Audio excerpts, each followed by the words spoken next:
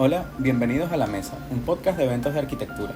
En esta oportunidad tenemos un episodio especial de cierre de temporada en el que reunimos fragmentos de las conversaciones que tuvimos con todos nuestros invitados, donde nos cuentan un poco de su visión y sus prácticas enfocadas en la comunicación arquitectónica. Queremos dar gracias especiales a todos nuestros invitados que aceptaron formar parte de este proyecto, también a los que participaron en algunos de los episodios que se grabaron, pero que no saldrán por problemas técnicos, y sobre todo a nuestra audiencia, quienes nos escucharon y nos acompañaron durante esta primera temporada. Si quieres oír las conversaciones completas donde tomamos estos fragmentos, te invitamos a que revises el listado de episodios que encuentras en los diversos canales donde publicamos el podcast. Esperamos te haya gustado esta recopilación. De ser así, ayúdanos compartiendo el episodio, dándole like y no olvides suscribirte a nuestro canal y a las redes sociales donde nos encuentras como Eventos de ERECU.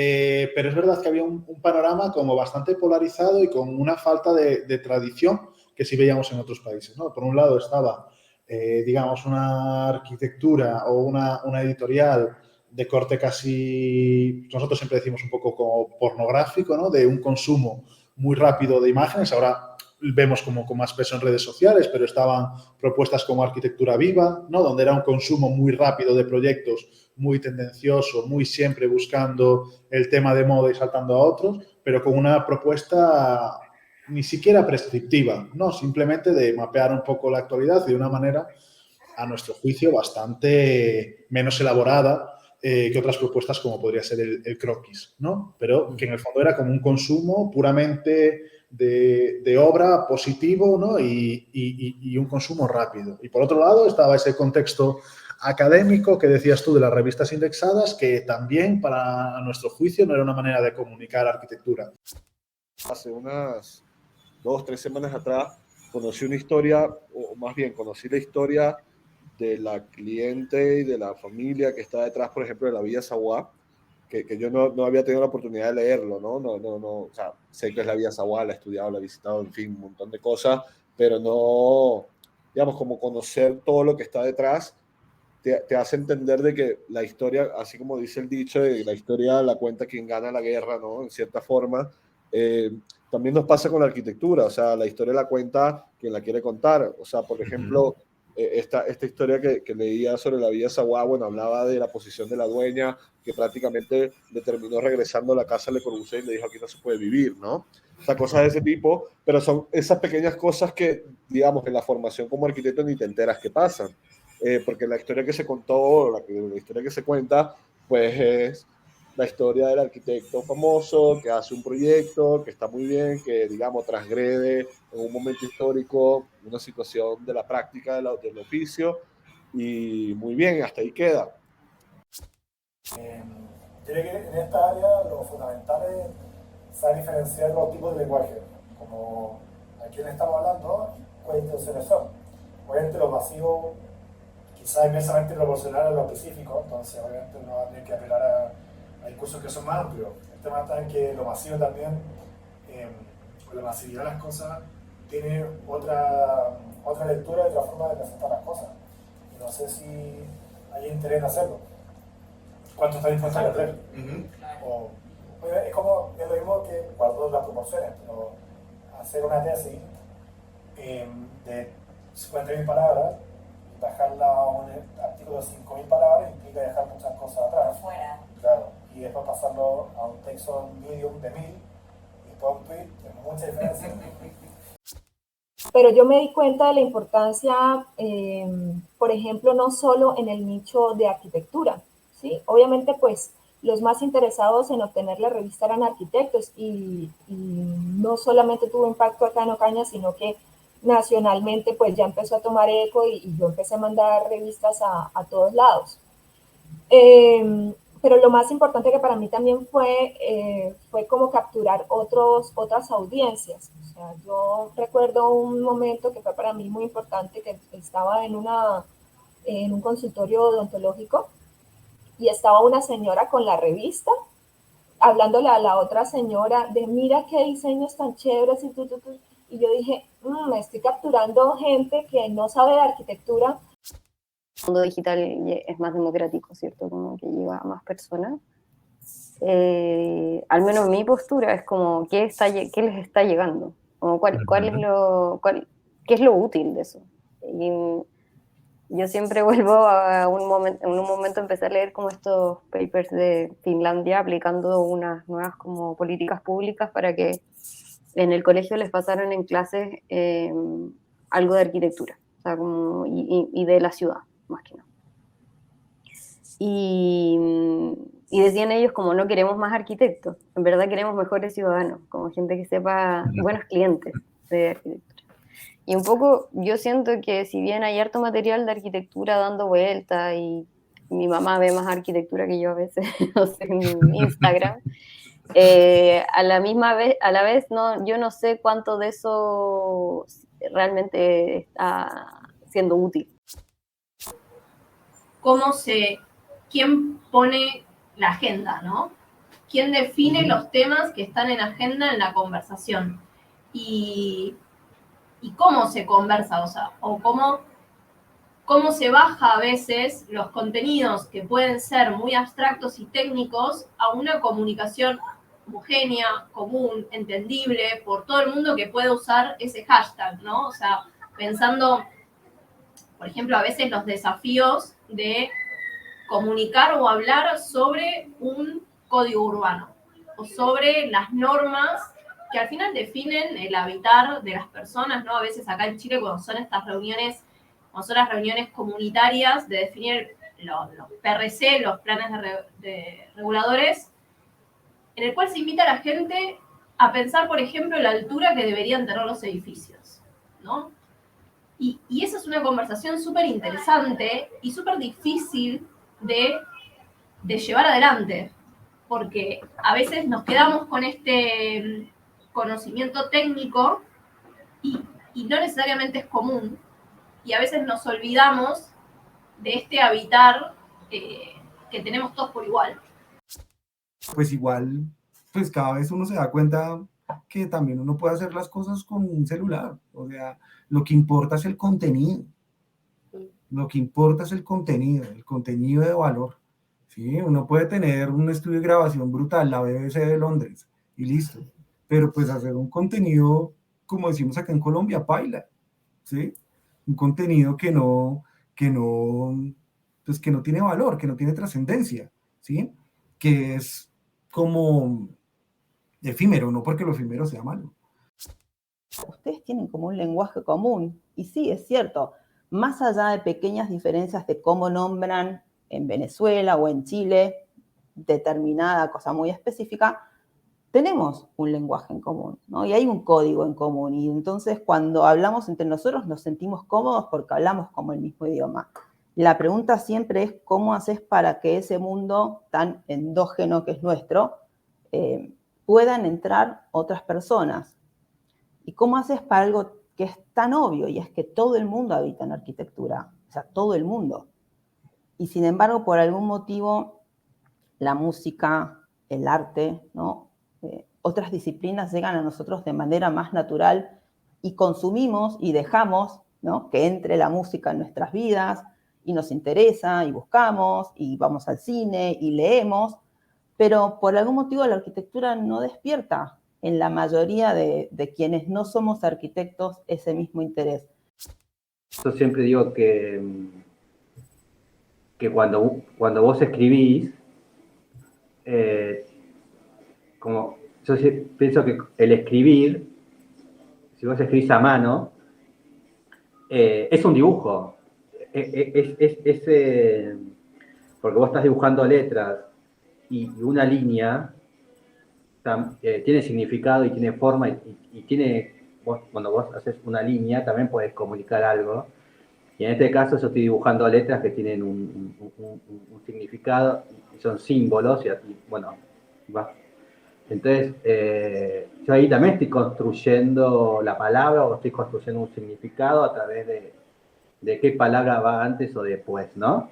Entonces, y estoy generando un espacio, porque cuando vos estás leyendo, en tu mente te estás generando un espacio, que el arquitecto hace espacio. la idea de la comunicación se dio desde la perspectiva un poco de la búsqueda, ¿no? ¿Qué está buscando cada quien? ¿Cuáles son los retos? ¿Cuáles son las preguntas que nos formulamos?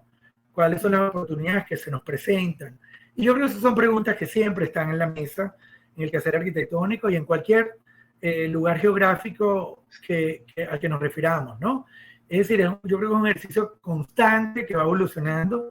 Y luego me gustaría hablar, por supuesto, de los nuevos tiempos, porque eso fue quizás el periodo inicial de Fundación Espacio entre el 2008 y 2012, 2013. Paradójicamente, ahí viene un segundo periodo, 2013, que coincide con una crisis política importante en Venezuela, ya con un éxodo mayor de profesionales venezolanos a otros países, hasta el 2017, 2018, en donde entramos en una nueva dimensión de Fundación Espacio, ya como promotora de iniciativas, de proyectos, de concursos, de acciones urbanas en las ciudades.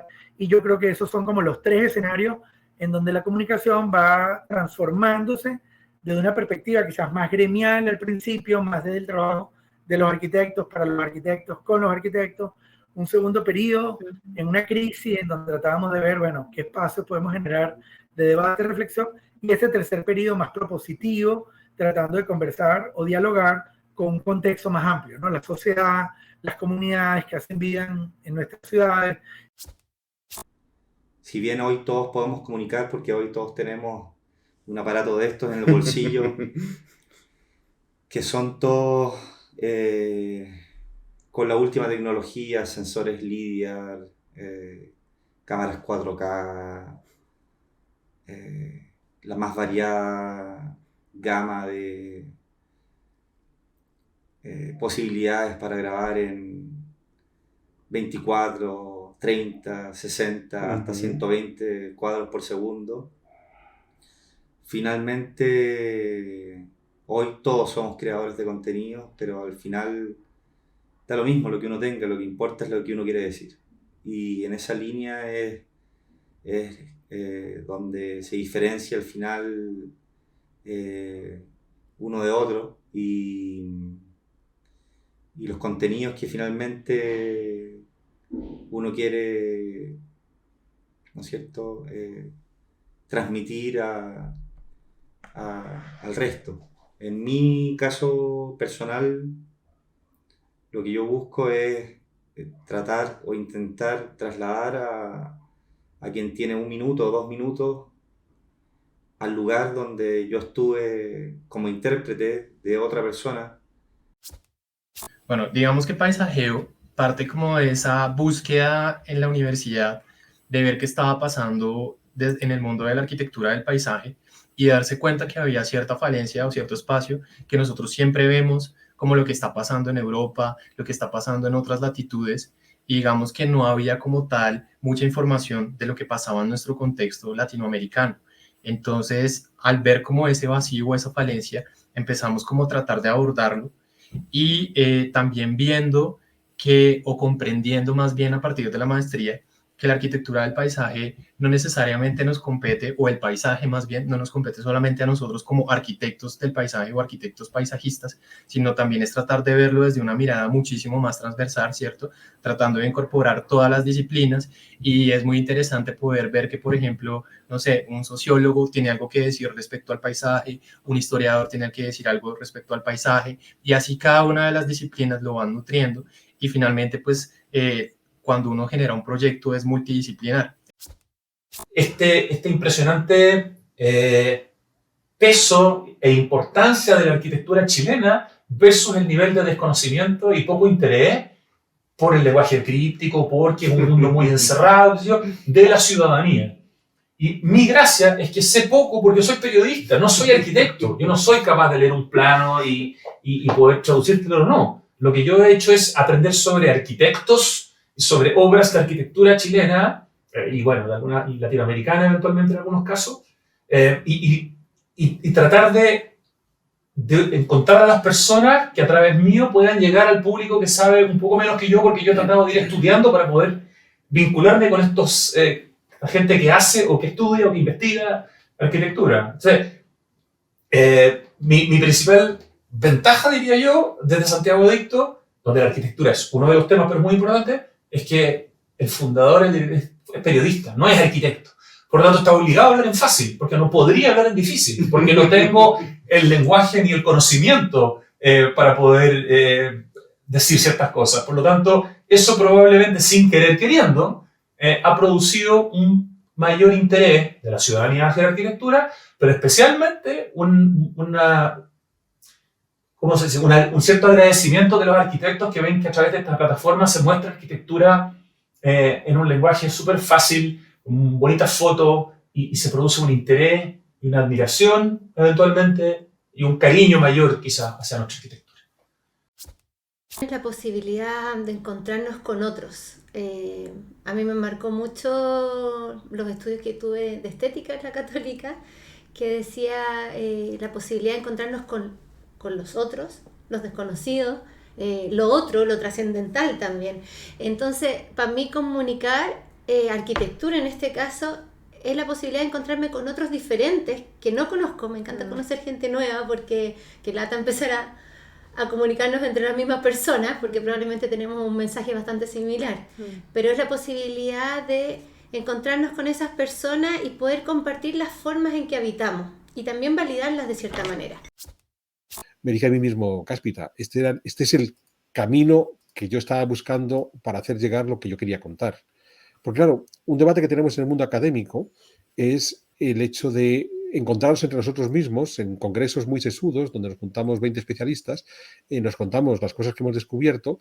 De los 20 que están allí, solo te escuchan 3, con lo cual, por mucho que tu investigación sea relevante, la capacidad de divulgarla es muy limitada.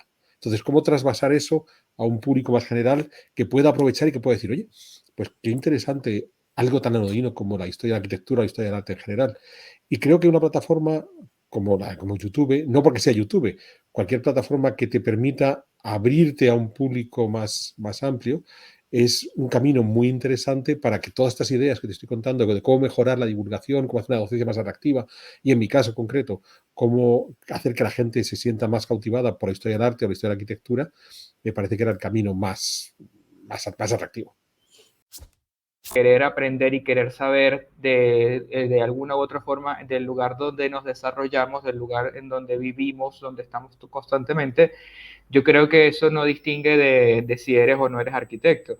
Entonces, al yo darme cuenta de esto, tuve que adaptarme y tuve que aprender que, bueno, que yo tenía que hacer atractiva la información de manera de que no solamente captar el público de mi gremio, o sea, que fuera atractivo para mí básicamente, sino que también yo tenía que contárselo a mi mamá, a mi hermano o a alguien así, y también le provocara entender o aprender o conocer un poco más de lo que yo estaba hablando.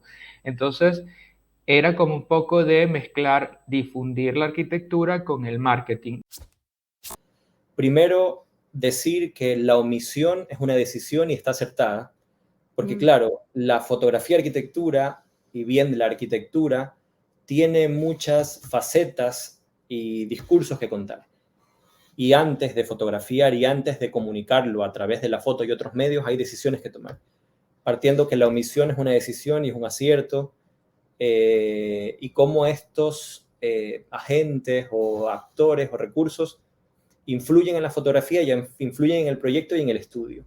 Por ejemplo, ya hablando un poquito más puntual todavía, hay oficinas de arquitectura o proyectos de arquitectura que ameritan una fotografía menos construida que otras, es decir, muy orgánica, muy natural, muy como se encuentra el proyecto, con el usuario que está, etc. Sin embargo, hay otras firmas de arquitectura mucho más construidas desde el diseño o una parte mucho más estética que sí necesita un proceso de preproducción. Entonces, para nosotros siempre es un reto trabajar con una diversidad de arquitectos o de proyectos que nos desafían a nosotros el hecho de pensar cómo vamos a comunicar un proyecto. Es interesante que la comunicación tiene un sentido muy similar a la investigación, ¿no? Se plantean objetivos, tenemos metodologías, herramientas, incluso se pueden establecer hasta conclusiones de esa línea de comunicación que se ha intentado de alguna manera poner en evidencia. Aquí a lo largo del tiempo se han hecho congresos, exposiciones y poca información ha quedado, ¿no? Entonces, bueno, ese es un punto importante porque tiene que ver con la divulgación, tiene que ver de alguna manera con, bueno, dejarle el registro de nuestra cultura arquitectónica como todos los aspectos de la cultura, que yo creo que estaba ausente, ¿no? Una galería puede ser como una especie de showroom que muestra el trabajo de arquitectos como obras, como más bien un espacio de difusión de obras, o puede ser una línea más como de generación de conocimiento como en su centro, es decir, como es más bien generar exposiciones que planteen preguntas disciplinares que pueden ser respondidas o desarrolladas a través de distintos agentes de distintas disciplinas, como antropólogos, artistas, o sea, no solo arquitectos, ¿no? Y es más bien como la creación de instalaciones que puedan empujar ciertas preguntas o investigaciones, ¿no? Yo me fui más por esa segunda vía. Me interesaba más la generación de conocimiento que la difusión en ese sentido, aunque tiene ambas cosas, sin duda. El arte es como un arte de hacer todos los días, como esta forma que tenemos de conectarnos, pero a través de lo cotidiano. Y creo que ya enfocado a la arquitectura tendría como esta especificidad de poder ver nuestro entorno como con ojos curiosos, como con esta curiosidad de asombrarnos con los detalles, las funcionalidades y también lo que provoca estéticamente cada espacio y en su entorno. Se comienzan a crear estas como ideas de la investigación como algo que es poco accesible, que es complejo, que es complicado y que es difícil de establecer algún tipo de relación un poco más directa con ella. Y entonces parte del trabajo era como, ok, ¿cómo podemos presentar esos proyectos que sí son complejos en su naturaleza, pero no por eso tienen que ser complicados? Y qué tipo de herramientas y cómo los distintos formatos también nos pueden permitir hablarle a una audiencia mucho más grande y salir de como estas restricciones del mundo de la academia, en el que muchos de estos proyectos viven en artículos especializados o en las mismas tesis que pues, ahí están muchas veces haciendo polvo en las bibliotecas de las escuelas, y que pues era una de nuestras preocupaciones comenzar a sacar ese conocimiento que se estaba produciendo y comenzarlo a presentar en distintos lugares, ¿no? ¿Cómo se hace arquitectura, ¿no? Contemporáneamente? ¿De qué forma llegas a concebir una obra? ¿Qué es lo que el arquitecto comienza a elaborar como proceso metodológico del proyecto? Eso hablando directamente sobre la comunicación en arquitectura especializada solamente para arquitectos. Pero por otro lado hay otra parte más, donde hay gente que consume arquitectura a la cual no le puedes hablar tampoco de ser tan pragmático o ser tan poético o ser tan técnico en la arquitectura. Tienes que hablar, yo creo que de otra forma, ¿no? Con un lenguaje un poco más común. Entonces, la idea del texto crítico es justamente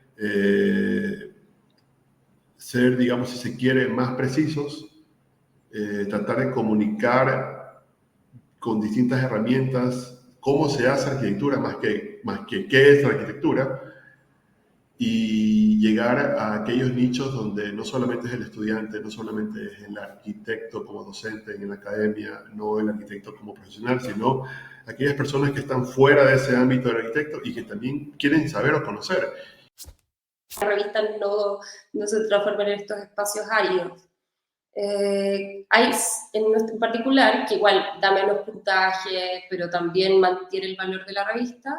No todas las secciones de la revista son indexables. Entonces, con eso se pueden mantener espacios también de libertad y otros formatos.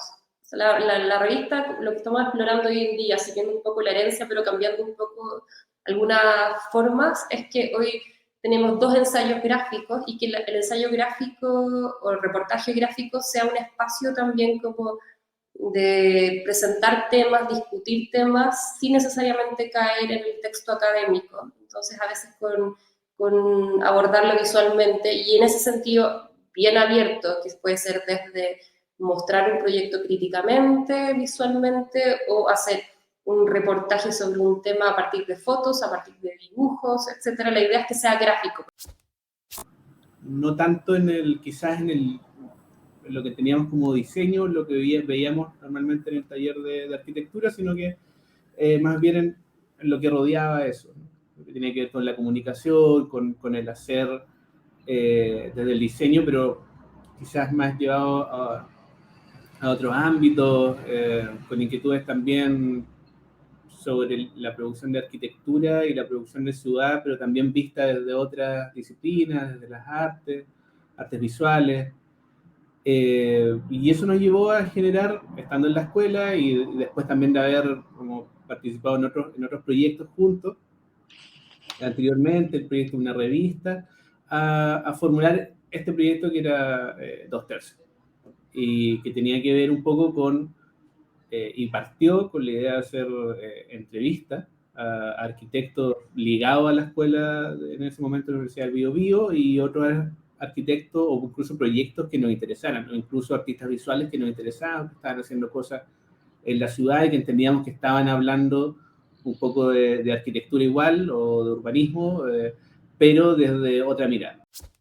Y es tratar como de ventilar esos temas y ponerlos sobre la mesa, creo que es eso. Yo creo que ya hoy en día, por ejemplo, pues yo creo que nadie tiene la razón un poco de nada y lo que hay que estar también muy atento es en estar escuchando a los demás y discutiendo y hablando sobre los temas. Simplemente es como un intercambio, pienso. Pues lo que ha pasado personalmente, creo que con arquitectas colombianas también es que, pues, Arquitectas no es un proyecto de comunicación de arquitectura, sino es un proyecto en sí para la creación misma de comunidad. Entonces, creo que la comunicación en ese sentido sí ha sido como una herramienta para poder armar esa comunidad y más que como el fin mismo del proyecto, ¿no? Entonces, ha sido interesante también por eso. Nos remitimos a la historia de la arquitectura, en la arquitectura como un hecho aislado, sin acompañarla de esas acciones o esos acontecimientos que han permitido o que han ayudado a hacer el soporte para poder contarla. Y a eso me refiero, por ejemplo, el caso de lo que son o lo que han sido eventos presenciales, como pueden ser exposiciones, como pueden ser congresos, llámense hoy festivales, llámense eventos, conferencias, esas acciones que permiten la reunión de profesionales de la arquitectura o vinculados, o a esas exposiciones que finalmente exponen, cuentan, hacen públicas determinadas ideas sobre arquitecturas determinadas. Eso en cuanto a lo que sucede, digamos, en términos presenciales.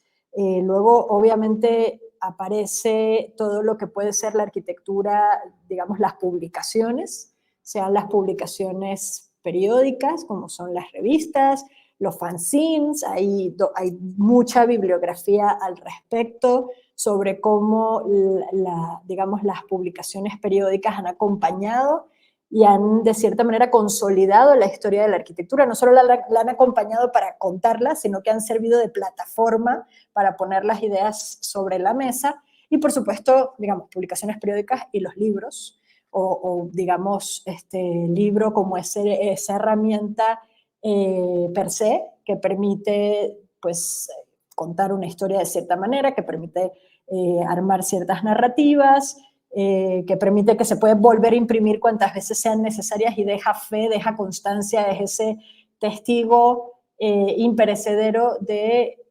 las ideas determinadas, de un proyecto determinado. La comunicación fue cambiando, o sea, drásticamente en estos últimos 20 años. O sea, ya empezaba siempre recibiendo información a través de libros o fotocopias, como se hace en la facultad, porque no tenemos plata para comprar los libros y está mal esto, pero fotocopias.